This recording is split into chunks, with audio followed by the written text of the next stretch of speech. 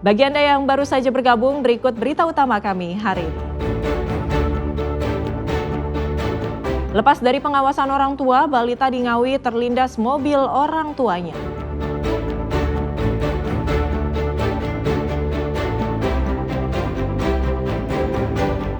Jumlah pasien gangguan telinga di Lumajang meningkat, diduga akibat seringnya mendengar sound horeg.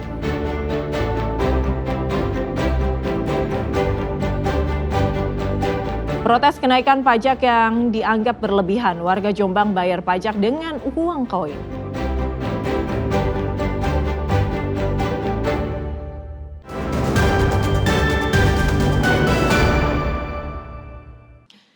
Pasien dengan sakit telinga, hidung, dan tenggorokan atau THT di RSUD Dr. Haryoto Lumajang mengalami peningkatan selama bulan Juli. Meningkatnya gangguan pendengaran tersebut diduga akibat pawai sound horeg. Jumlah pasien telinga, hidung, dan tenggorokan atau THT di RSUD Dr. Haryoto Lumajang mengalami peningkatan. Hal ini disampaikan Wakil Direktur Pelayanan RSUD Dr. Haryoto Lumajang, Dr. Novi Hamzah. Peningkatan jumlah pasien THT terjadi sejak Januari 2025, dari 328 pasien hingga Juli 2025 mencapai 408 pasien. Meningkatnya jumlah pasien gangguan telinga ini salah satunya ditengarai karena maraknya pawai sound horeg di Lumajang. Dr. Hamzah menyatakan pasien dengan gangguan telinga, dampak dari sound horeg biasanya akan terjadi gejala telinga berdenging karena kerasnya pelantang suara yang ditimbulkan dari sound horeg. Pasalnya, gendang telinga seseorang memiliki ambang batas maksimal suara. Ya, jadi pendengaran manusia itu kalau untuk bicara itu kan 60 desibel, kemudian kalau suara keras itu 65, 89, dan ada juga 120 itu batas ambang nyeri, sehingga di situ pasien atau pendengar tidak akan kuat, dia akan menerima 120 desibel. Jadi kalau sound horegnya itu karena ini kan gangguannya kronis, gitu, jadi akan seperti berdenging. Sementara itu, Ketua MUI PCNU Lumajang meminta pemerintah segera mematuhi fatwa yang dikeluarkan oleh Majelis Ulama Indonesia untuk mengatur kebijakan penggunaan pelantang suara super besar. Terkait dengan penataan dan penertiban karnaval, mulai dari waktunya, dan juga ada hal yang kontroversi sekarang di masyarakat tentang sound horeg. Jadi kami mengharapkan kepada yang berwenang untuk kemudian bisa menertibkan sound horeg ini. MUI Jatim telah mengeluarkan fatwa haram untuk pengaturan pawai sound horeg. Namun meski demikian, beberapa masyarakat tetap tak mengindahkan fatwa tersebut dan tetap menggelar sound horeg. Nur Salim melaporkan dari Lumajang. Aturan terkait sound horeg berlaku di Jawa Timur setelah Gubernur Jawa Timur bersama Pangdam 5 Brawijaya dan Kapolda Jatim menandatangani surat edaran penggunaan pengeras suara. Gubernur menegaskan berlakunya surat edaran bukan untuk melarang, melainkan mengatur penggunaan sound horeg.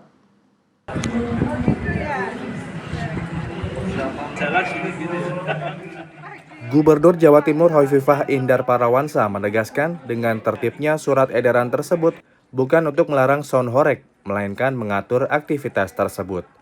Dalam surat edaran pengeras suara yang telah ditandatangani, diantaranya mengatur pembatasan intensitas suara untuk kegiatan statis alias menetap, maksimal 120 desibel. Sedangkan untuk kegiatan non-statis alias bergerak dan berpindah tempat, maksimal 85 desibel. Hovifah juga menegaskan untuk kegiatan menggunakan pengeras suara non-statis jika melewati sekolah, rumah sakit, maupun tempat ibadah wajib dinonaktifkan. Beberapa kepala daerah juga menyampaikan mereka menunggu kebijakan dari Forkopimprov Jawa Timur. Jadi akhirnya kita melakukan konsolidasi dengan sangat banyak elemen dan kebetulan tim ini akhirnya menyepakati surat edaran itu untuk menjadi acuan bersama bagi siapapun yang menyelenggarakan kegiatan menggunakan sound system. Bukan dilarang, diatur, ditertibkan supaya ada keamanan kenyamanan, dan tentu suasana yang kondusif untuk semuanya. Gubernur Jawa Timur Hoififah Indar Parawansa juga menegaskan dibuatnya surat edaran bersama penggunaan sound system atau pengeras suara ini juga karena ada beberapa kepala daerah yang menunggu kebijakan dari Forkopimda, Provinsi Jawa Timur untuk mengatur penggunaan pelantang suara besar. Diharapkan dengan berlakunya surat edaran untuk sound horeg ini dapat menjaga kondusivitas di tengah masyarakat. Wahyu Pratama melaporkan dari Surabaya.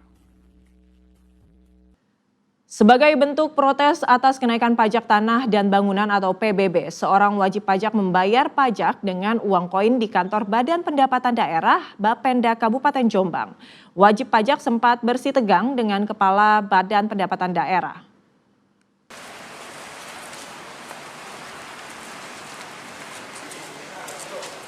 Aksi protes atas kenaikan tarif pajak bumi dan bangunan atau PBB di Kabupaten Jombang dilakukan oleh Joko Fatah, salah satu wajib pajak.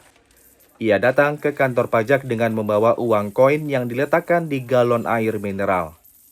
Uang koin ini ditumpahkan di kursi pelayanan untuk membayar pajak. Akibat peristiwa ini, wajib pajak sempat bersitegang dengan Kepala Badan Pendapatan Daerah. Selain protes atas naiknya pajak PBB di Jombang, Joko Fatah juga menuntut transparansi penggunaan pajak. Karena kenaikan pajak dianggap mencekik dan memberatkan masyarakat. Saya tidak punya uang. Ini adalah jalan anak-anak saya mulai dari SMP. Sekarang sudah semester 2 ini. Berapa jumlahnya? Nah, ini masih dihitung. Ya, saya tidak mau mengacu antara tawar-menawar. Ya, nggak ada ceritanya pajak tawar-menawar, nggak ada. Kalau sudah ditentukan kenaikan dari 300, 400, umpama 500 wajar, ya kan? Atau 600, lah ini 1 juta. Sementara itu, Kepala Badan Pendapatan Daerah Kabupaten Jombang mengatakan kenaikan tarif PBB saat ini sudah sesuai peraturan Bupati. Bahkan kenaikan bisa mencapai ribuan persen tergantung NJOP objek yang terkena pajak. Sudah dilakukan survei oleh appraisal, tetapi ternyata hasilnya setelah kita terapkan itu banyak yang tidak sesuai dengan kondisi di lapangan. Makanya tahun 2024 itu dilakukan verifikasi kembali.